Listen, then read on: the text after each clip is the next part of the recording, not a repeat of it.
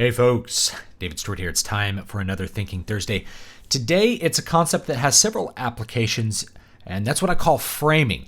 So framing involves contextualizing facts or factoids so that they have increased meaning or increased relevance, or in some cases, hide the reality of what those factoids represent. It all depends how you frame things, how you present information. Just as an example, let's say you're a soccer coach and your soccer team loses the big game. You have a little powwow afterwards. You're talking about, the game, and everyone says, "Man, we suck at soccer. I can't believe how bad we are." And say, "Listen, let's reframe this. You were not the best team on the field today. That's why you lost. That doesn't mean you are bad at soccer in some general, epic, universal sense. It means that today you weren't the best team that walked onto that field. It doesn't mean you didn't have the potential to be the best team on the field. It doesn't mean that you can't be the best team on the field next week, or that you were somehow not the best team on the field last week when you won. You weren't the best team this week. And so you go from there and figure out, we made mistakes here. Let's figure out how we can correct those mistakes." And so by framing what you did, you're able to better contextualize and understand it. So in this example, it has a lot to do with self-talk. Sometimes people, you may have heard, if you had friends that talk to you the way you talk to yourself, they would not be your friends.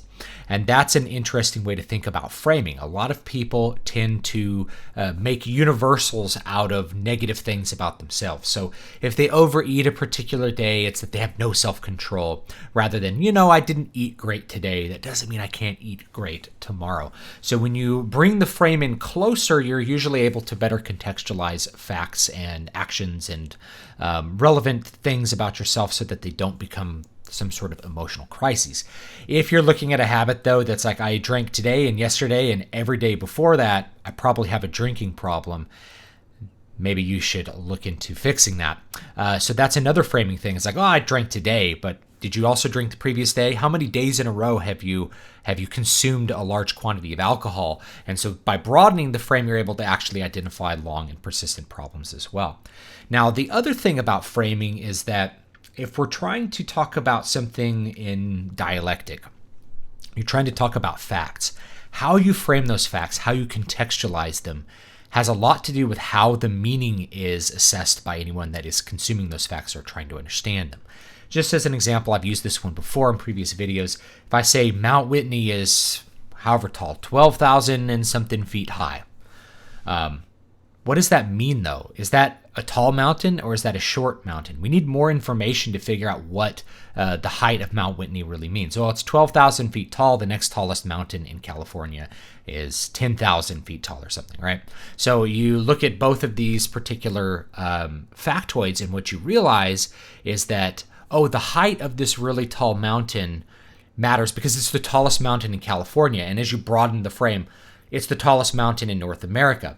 Once we start being able to make comparisons and exact measurement, a factoid of how tall it happens to be, I think 14,000 feet, whatever it happens to be, I don't know off the top of my head. All of a sudden that matters when you're able to see that how it's related to other mountains throughout the United States.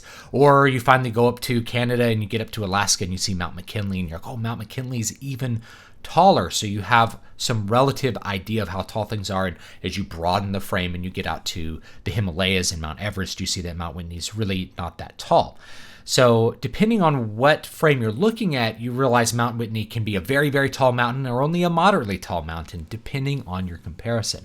And this happens a lot with lots of data. What data you include in some large statistic has to do with how you're framing the data.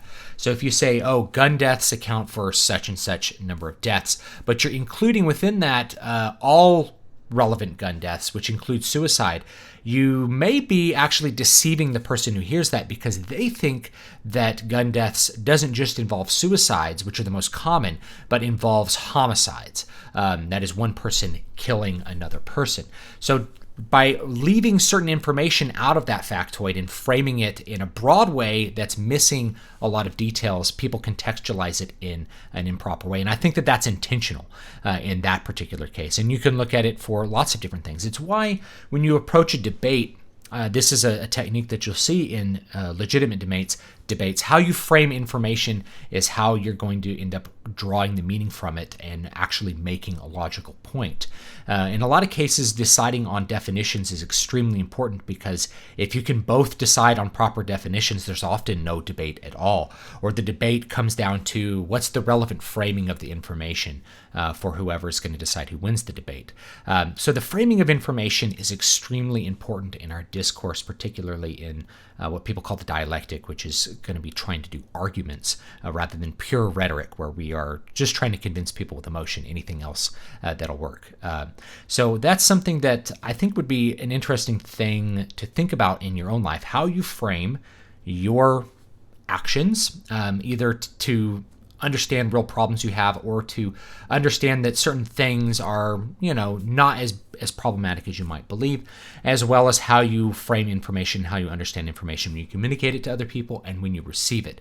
I'm very, very skeptical of most statistics that come out in the media for this reason, is that I am aware that the framing is adjusted in order to convince somebody of a point. It's not there just as a factoid. If we just hear a factoid like Mount Whitney is so high, that doesn't mean anything unless we have something to compare it to. Likewise, if we just hear that a bunch of people died of some disease, what does that mean? Is that a lot of people? What's the grouping? Framing the information becomes extremely important. So I'm very skeptical of most statistics, and I tend to want to go look at the, look at a graph of all the data to actually figure out if they're being a little bit deceitful with their framing or not. Really, I think a lot of debates, once you get down to the nitty-gritty, comes down to how the information needs to be framed in order to properly contextualize and draw meaning from that information.